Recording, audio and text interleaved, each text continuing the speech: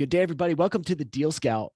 Part of this mission is connect people and deals and opportunities together. So we have conversations with startup founders who are fundraising. We have conversations with venture capitalists who are investing and kind of everything in between that. So on today's show, I wanted to bring on a startup founder who's going to talk to you about his mission and give you an insight into the cool things he's building. Louis, welcome to the show. Yeah, thank you so much. Happy to be here. Yeah, man. Well, happy to have you. Where are you located, Louis? So right now I'm in Norwood, New Jersey. So I'm home for the holidays in Bergen County, New Jersey, which is where my family is, and currently in our small office here. Yeah. Well, okay, cool. So tell us a little bit about, us fellow deal makers. Tell us a little bit about what you're building. Awesome. Yeah. So the company I'm building is called Conquer. Pretty much how we came up with the idea is I had a background in finance. And after graduating school, I found that it was just really hard to stay involved in sports. I think a lot of us after graduating high school and college, we love sports, but it's just find it difficult to stay involved. So we wanted to create a platform that would allow athletes to play sports at any time. We don't care who you are, who you know, where you are, how much money you have. The Conquer app allows you to create or join a local event for free at any time. So if you have 10 minutes or you have an hour of time and you want to play a sport, but you don't know anyone, you can just go on our platform, put up a game, and then anyone around you can see. So it's a two-sided marketplace. I guess the other side of the marketplace, other than event organizers, would be different organizations and sports facilities. So they can also post their rentals and their open play times for people to join. Okay. So pretty interesting idea. How did you come up with it, and how did you get it from nothing, from a concept, to you now have users? And give us an idea of the milestones you've accomplished so far. Absolutely. Yeah. So, how I came up with the idea. I mean, my whole life I've been a soccer player. It's always been kind of how I identified. And like I mentioned, like after graduating, I just found it was really hard to play. Working in finance or working long hours, you can't commit to joining a league because sometimes you're not sure when you're going to get out of work. And also, after graduating, a lot of people move to new cities. They don't necessarily have the network to organize their own games. So we kind of found that there was a problem, that there are so many athletes who love playing their sports, but they stop playing, not because they don't want to, but just because they don't have the time, money, or the network. So that's kind of how we came up with the idea for Conquer. We came up with the idea, me and my co-founder, Matthew Lee, in October of 2020. It's been a little over a year now. We put pen to paper. We took a weekend off from our jobs. We went to upstate New York with pretty much like no one around us and just wrote with an empty piece of paper for 3 days straight to kind of form a business plan. After that, we found that we needed a developer, and we got super lucky with Tanner Luke, who's actually one of our co-founders. We just named him as our third co-founder for Christmas as his Christmas gift. He's been working his ass off for us, which has been awesome. And he's coded the entire app from scratch. So we've been on the App Store since early October. So it's been a little over, almost 3 months now. We have just over 4,000 users. We partner with 8 facilities currently. And, our goal is to just have a game going on somewhere in the US every day. And we've had close to 400 games to date, which is, above our goals for the end of the year, which is great. Yeah. All right. So how long have you been on the app marketplace? So it's been October 1st is when we got on the App Store. So it's been just about 3 months, I guess, coming up on January 1st. And you got 4,000 users on that. How in the world did you do that? So we've honestly been really creative. It started off with just, the typical go through my entire contacts list and just tell everybody I know about the app. I think what's made us unique is me and my co-founder and like our team. We're all just really passionate about the idea. Like we think Conquer just makes sense. We want to play sports, and we've had the frustrations of not being able to play because people don't answer. We don't know enough people. So, we've really just been trying to talk to as many people as possible, posting in Facebook groups. And I think having some big events. We held a cash cup tournament with an $800 cash prize. We've hosted our own games. And the funniest is probably just going to college campuses and just wreaking havoc and holding signs that say, I can't leave this campus until I get 500 downloads. Or if you score on me, you get a wristband, download the app. So it's been a lot of boots on the ground. But people are really receptive to the idea. They like it. It's free.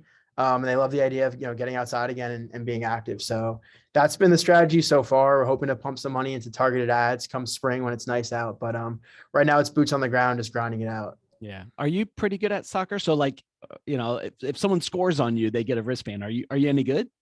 Yeah, I like to think I'm pretty good. I definitely was better back in the day, but when I went to Tulane, I didn't play as much there, but I actually played semi-professionally in Madrid when I studied abroad there. So I've played at a pretty competitive level. Probably think I'm better than I am, as most athletes do, and that's kind of how we also get people on the platform is through a competitive edge. But yeah, I would say it's not that easy to score on me. You're probably gonna get a wristband anyway, though, if you download the app. Yeah, I got it. Awesome. Awesome. All right. So, free for people. Let's talk, especially as we're, looking at the deal, right? We have investors and we have people that are exploring this. Yeah. Let's talk about the deal. What's your monetization strategy? If it's free, how do you make money and how will investors potentially make money?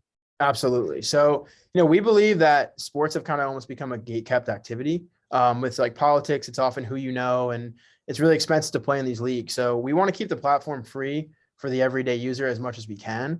I think it's important because there are a lot of great athletes who just don't get shown, and we see the Conquer app as kind of a platform for anyone to kind of come, I guess, like behind the scenes and really show themselves. But in terms of monetization, I mean, we're a marketplace, so we charge if you want to host a paid event. So let's say you're an event organizer, we charge you a subscription fee, and then we take a percentage off the top. We also charge between 30 and 50% of rental fees. So if you're a sports facility and you want to put your off-peak hours on our marketplace, we take a cut of that as well. So that's the marketplace side. I like to say we're kind of a hybrid of a marketplace and a social media platform. So we do have, you're a user, you're on the app, you have your athletic profile. There's a lot of ways to kind of cross-sell the user that way with enhanced profile, different features that you're eligible for with the leaderboard if you pay an extra subscription fee. And then we want to have a trainer premium in down the line where if you're a trainer, you can pay a subscription fee to solicit business on the platform. So Yeah. a lot of moving parts, but the main thing is just, your typical marketplace business model, and then enhanced features for a social media platform. Very cool. Very cool. So you got 4,000 people that are, coming to the platform. What kind of feedback are you getting about your app and about your program and about what you're building? So the feedback has been great. A lot of people are just kind of like, I had this idea before. I don't know why, like you stole my idea kind of thing, which is always great to hear. We found that, we have a challenge of getting people out to the first game, right? Because oftentimes you download a new platform, it's new, but all the users who have gone to one game, I think something like 85% of them have actually come to a second game. So the retention is really strong for those who get out to the games. We have a pretty good community of like post-grad and college athletes. So everyone's kind of in the same boat, like a little bit washed up, but they want to get back playing again. And it's been a really good social atmosphere as well. Like we've had some of our teams who, they'll come to the games with a squad and then they'll get drinks with the other team after. So feedback's been great. The app has some work to do, but I think it's simple. It's intuitive. We just have a lot of new features we want to put in for the new year. So we're excited about that as well. Got it. Now, when we talk about ideal partner profile, right, or ideal customer profile, I was a wrestler in high school. It's been 20 years since I graduated. Holy moly, I'm getting old. All right. So, what sports is this good for? Is it just soccer? Is it baseball or basketball, or will wrestling be on it one day where I could like pick a fight with someone and, go have a match in the middle of the campus or something? Like, how does that work? Who's this for? Right. Yeah. So right now, we have a ton of sports on the app. I think some people have the philosophy that like you want to stay kind of targeted in the beginning, right? So you want to stay with one sport. Because we have a more of a marketplace where our users are actually creating the games, we're trying to make it, as customizable and as like individualized as possible. So our main sports right now are spikeball, volleyball, basketball, soccer, and football. So kind of all across the map. Sports like tennis and pickleball are a little tougher because you often need to find the exact competition level. But yeah, I mean, right now, like we're monitoring the sports. When you sign up for the platform, you can kind of choose your favorite sports. And based off that data, we'll see if I know I have, a lot of wrestlers on the app, well, then I'll happily add wrestling as a sport that you can create. And, hopefully you guys aren't beating each other up too much, but, we really want to just give our users like an individualized experience on their own time. So if there's a sport that's wanted, we're happy to put it on the platform, but the 5 I mentioned are what's been played so far and been consistently played. Got it. What's your vision for, for this long term? Is there an exit in mind? Is there, public? Is it major partnerships? Like, where do you want to see this thing go? Yeah. So people asked me that, and I was actually thinking about that this morning. I heard a quote by Pitbull once that if you look up Pitbull and you see, you'll see him before the dog. Like we have our company's a common name. It's Conquer. I would love for someone to type in Conquer on Google and like our company comes up before anything else. Um, I think it's possible. I think for me, like the long-term vision is just this is the go-to platform for sports. So if you're an individual and you want to play a game, you don't even think twice. You're not texting your friend. You're not calling anyone. You're putting it on the app, and then you can share the link to your social platforms, and anyone can see it and play. If you're a team and you want to do a rental, you're not bothering going on Google, searching for a facility or calling them. You're doing it right through the platform. So I want it to be a hub for sports. I want it to be competitive. We have a leaderboard coming in where I want people to get pissed when they think that they're better than the person ahead of them and they want to challenge them. I just want it to be kind of a constant line of communication and engagement between our users where, when you're on that field playing in a Conquer game, like nothing else matters. You're locked into the game. It's all about sports. And it's kind of I guess, an escape for people, which is how it's been for a lot of our founders and our team members. Yeah. So being a startup, is this your main gig? Are you working somewhere else? Like, where do you put your focus? So this is my main gig. I'm pretty much Conquer 24/7 at this point, which I love. It's definitely it's been a big commitment, but yeah, I mean, me and my co-founder Matt, we're both full time. My CTO, who also I mentioned, we just named co-founder. He actually works for Northrop Grumman during the day, but he puts in well over 60 hours a week for us. So he's just constantly in front of the computer coding. But yeah, I mean, we're full time. We're all in on this. I think I think if you really want to like if you really want to go all into something, like you have to be full time. We're unpaid at the moment, but we believe in the vision and like we're in it for the long term. So we're excited to see what we can kind of make of this. Yeah. So every investor out there is going, okay, how do you keep your lights on? Like, you guys have an early business, like, you're on this full time, not getting paid. How do you guys keep the lights on? You're in an office right now. You're on a camera of some sort, like, how do you Yeah. do that? Right. So we have been hosting some of our own paid games. So we'll have, we're hosting 3 leagues come January, which is great. We have pretty high margins on that. I remember in the beginning of the business before the app launch, we were selling merchandise. We actually did about $15,000 in merch sales, which was just from hustling. Like people like the word conquer, they think it's motivational. So we were able to sell that.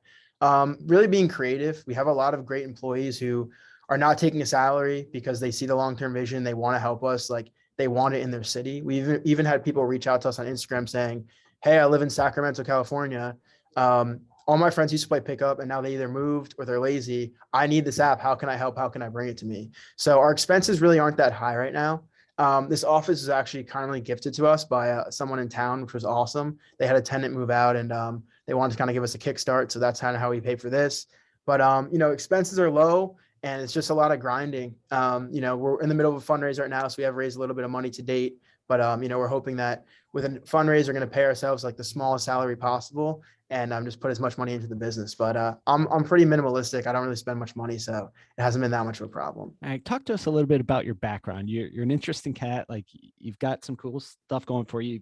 You've reached some good milestones. You've raised a little bit of capital. You got 4,000 users on it on a bootstream budget. You're going, holding the signs. You're creative. You're hustling.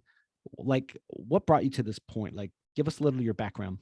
Right, right. So yeah, so I grew up in Bergen County, New Jersey. That was my home. I think I won like social butterfly in high school. I've always been kind of someone who can't shut up. I So I could see apologize that. I could see if I'm that. ranting. I was gonna say I apologize if I'm talking way too much on the podcast here, but I just love talking to people. I went to Tulane, New Orleans. It was not my first choice of schools, but I got there and I loved it. I met like some of my best friends, like made some relationships that I'll have forever, who have really been supporting me throughout the business. And after that, I kind of went the traditional finance route. Like I always wanted to make a lot of money. I'm good with numbers, so I got a job at a quant trading firm. I was doing equity research in New York City. I moved to Manhattan. It was always my dream to live there. I have 4 roommates. It's a blast. It's a lot of fun. But I just kind of found that one, I wanted to do something that was more client facing. I wanted to kind of engage with people daily. And I also wanted to feel like I was kind of making a difference to like the everyday person. So started working on Conquer, had the idea. I mentioned we bunkered up in upstate New York. And yeah, I mean, I love sports. I love talking to people. I love the idea of giving people an outlet to take a break from the real world with everything crazy that's going on and just do what they love. And like, we've had thousands of athletes who have been able to do that. So that's kind of how I got here and really happy to be here. And it's been a blast and excited for the future. So, for people who haven't seen the show Billions, what's a quant trading firm? Yeah. So a quant trading firm is, it's, I guess it's a way, it's a company who makes money from trading stocks. So they have algorithms where they're constantly trading throughout the day. The company I was at was actually a market maker. So they were taking the other side of trades and also making their own proprietary trades with their high risk strategies. When I was there, it was during COVID. So there's a lot of volatility in the market, which is great for these trading firms because they can, they can make a lot of money that way with constant fluctuations in pricing. So yeah, I mean, that's pretty much what it is. It's intense. It's really, really smart people. It can be pretty cutthroat at times, but if you're competitive like I am, like it's a blast. I mean, I really enjoy the business and the industry. What was your role? Like what was your day-to-day duties there? Right. So I covered airlines. So I was on the airline team. I was pretty much researching airline stocks right during COVID, where all airlines were shut down and things were changing every day. So it was crazy. It was a lot of work, constantly headlines coming out with flights being delayed and airports being shut down. But I was doing research. I was also coming up with some derivative strategies for our clients to make short-term trades because with all the constant, changing in the markets, there was a lot of opportunity to make short-term money. So doing research, putting out reports, and also coming up with strategies to help our investors make money. So here we go. You've got this skill set, right? Looking at derivative strategies, right? Like for a lot of deal makers, they're like, what the heck does that mean? For me, right? I grew up on a construction site. So when we look at this and shorts and all these derivatives and arbitrage and all this crap, like I hear these words, it's big. You got this massive skill set, right? Like that you've learned this, and now you have an app that you're building for sports. How do they work together? Right. I mean, I think with trading and with investing, which I guess like I was in an investment business, it comes a lot into just, doing the research around the market that you're investing in, and kind of coming up with a plan. So I think when you're starting a business, there's a lot of planning involved. There's obviously a lot of research involved. So I have to know my market. I have to know what my users want. I have to know what pain points the facilities and the group organizers have and how I can kind of create a solution for them. So I wish there were more parallels because I really don't think they're that similar. But at the end of the day, it's just grinding, right? Like you're working hard to get the best return you can. And I think with anything in life, like if you're passionate about it and you put the time in, like you'll see the results. So I guess the work ethic is translated and also just the research and planning, I would say, for the most part. Very cool. So as you guys are building, one of the things she said, I always knew I wanted to make a lot of money. Why do you Yeah. want to make a lot of money? Um, it's tough to say. I think for me, like, I guess money always kind of created freedom. Just like the ability to do what I wanted to do without having to worry. And also kind of knowing that like my family was taken care of. Um, I always felt that I was smart and like I always wanted to challenge myself. And I feel like often like the most challenging, especially like mathematical roles can make you money just because that's kind of the nature of the business. But I'd say my philosophy has kind of changed. Not really as focused about the money now. I feel like I'm liking what I do and I'm enjoying it even without making a salary. But I don't know. I feel like I know I can do it. I guess it's maybe a little bit of an ego thing as well, but I just want to be successful. I want to be constantly challenged every day. And I think when running a business, like a challenge is to make money. So that's kind of the goal at the end of the day. Very cool. If we look at your 4,000 users, right, and we say there's a few power users, right? Like there's someone that they're always on, they're always checking, they're always creating a new game. Like Right. who's your biggest power user? Maybe give a shout out or something, to a power user out there. Yeah. So my friend Colin Hunziker, he'll love to hear this. He's a power user. He's on the app every week. He's a good promoter of it. He also just doesn't leave the house without wearing something Conquer, which is great. He requested a one of one crew neck. So we got him like a pink crew neck that says Conquer on it. It's one of one. It's the only one in the world. He'll like to talk about that. But yeah, he's been a great user. He plays basketball. He'll dabble in soccer if it's on the app, and he loves it. So it's great. Very cool. One of the things you did 15K in merch sales, right? That's good, right? Are you guys planning on doing more, merchandise sales, hats, swag, clubs, create your own club, create your own, swag kind of stuff? So yeah, I mean, at the end of the day, like we view ourselves as a tech company. I think the merch is great. But there's honestly a lot of time that goes into it with designing it, shipping it out. We have merch, we have a website where we sell merchandise and it tends to sell. So we definitely like the idea of coming out with new collections for each season. I'm sure in the spring we want to come out with some like pastels and some short sleeve stuff like that. But we're really focused on the tech right now. I think tech businesses are the most scalable and have the highest multiple. So we're really focused on like building out our technology rather than the merch. But we love giving away free t-shirts and stuff to our top users and best players. Very cool. Very cool. So, Louis, as you're building this, what are some of the current challenges that you're facing that maybe us, in the community, us listeners can help you with? Right. I think for us, like getting the word out is definitely challenging when you're bootstrapped. So, we've been boots on the ground, but like kind of scaling our social media efforts. I didn't really have a background in social media. I see a lot of large accounts, but it's definitely harder to grow than I expected. So I think on the marketing side, we definitely need some help. Another challenge has been getting people to create the initial event. There are a ton of people who like to play, but I think there may be almost like a social anxiety of putting up your own game and if nobody joins. So right now we're kind of working towards different strategies and incentives in the app to make people create a game. I think right now it just may not be as intuitive that you can even create a game. Some people aren't even aware of that. So those are some challenges. And I guess how the community can help is, get on the app and make your own game and build it up. But like we like to say, like if you build it, they'll come. Like odds are if you put up a game and there are people around you, like people want to play. You may not know them, but they'll join and they'll play with you for sure. Very cool. Very cool. What about this do you find that you enjoy the most? Yeah. For me, it's easy. I love leading a team and being able to talk to users.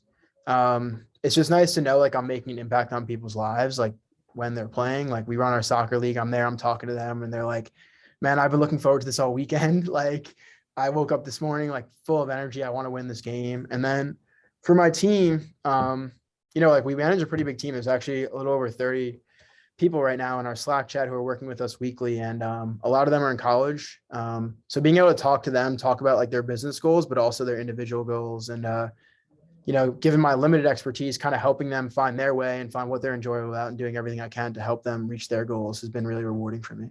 Yeah. Nice work, buddy. What question should I be asking you or that you'd like to talk with, our audience about that maybe I didn't ask you? I'd like to talk a little bit more about my team. I mean, like I'm the founder and CEO, or I'm one of the co-founders, but definitely could not do this alone. There's a lot of moving parts and a lot of different parts of the business that I feel like are worth talking about. Go for it, man. Yeah. So I guess we kind of have a few different teams built within Conquer. There's me and Matt. So we're both the co-founders. We handle most of the operations and the finances, but we do have a technology team. So that's headed by Tanner Luke. So he's the one I mentioned. He works at Northrop Grumman. We have a junior software developer at University of Michigan. So he's constantly working on bug fixes and does the front end.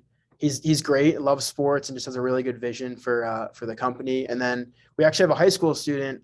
His name is Mirza. He handles all the notifications. So if you're ever getting a funny notification, it's probably him sending it out. We have a marketing team, so they kind of handle social media. There's a lot of people at different colleges who have been working through that. When you're a startup and especially like a social media type app, you need to get the word out. So we have people who are creating content, who are creating funny captions, unique ways to, I guess, elicit user engagement, which is awesome.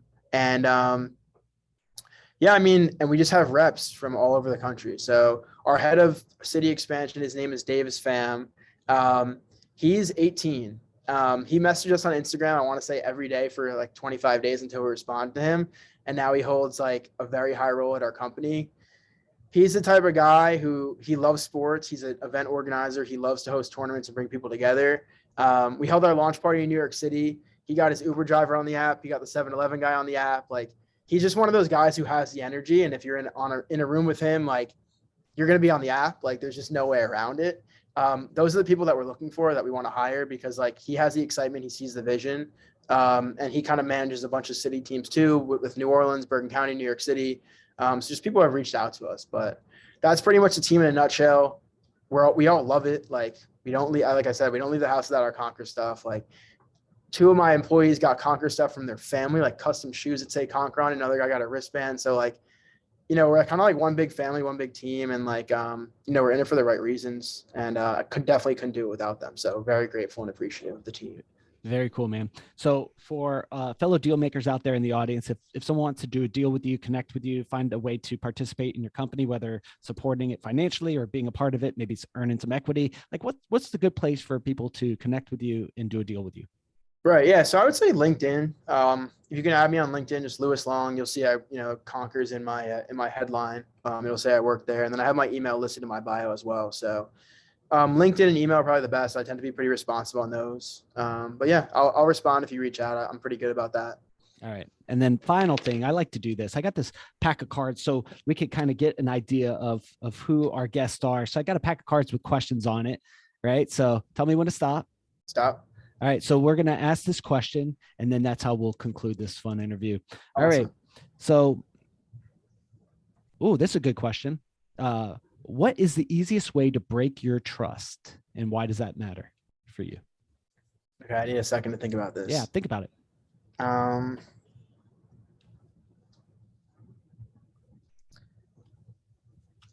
I think probably the easiest way to break my trust is just maybe like talking poorly about a friend. I'm really big on loyalty. I find that like I tend to be pretty loyal to my friends. And I think like those who kind of talk, or I guess maybe give secrets or talk like badly about their friends to other people, that's kind of like a red flag for me. So I would say like that's probably the easiest way to break my trust. I do tend to hold grudges. I try not to, but like I give people the benefit of the doubt in the first place, but I think like that's kind of a way to break my trust. Solid answer. Cool. So fellow deal makers, head on over to our guest, their page. All their contact information will be in the show notes. So if this is a deal that you're interested in taking a look at, head on over, connect with Louis, connect with his team, follow them, find out what they're doing and find a way to help. If you're working on a deal yourself that you'd like to talk about it here on the show, or maybe even go on a hunt for a deal, head on over to thedealscout.com, fill out a quick form, maybe get you on the show next. Till then, talk to you all on the next episode. Cheers. Thanks so much.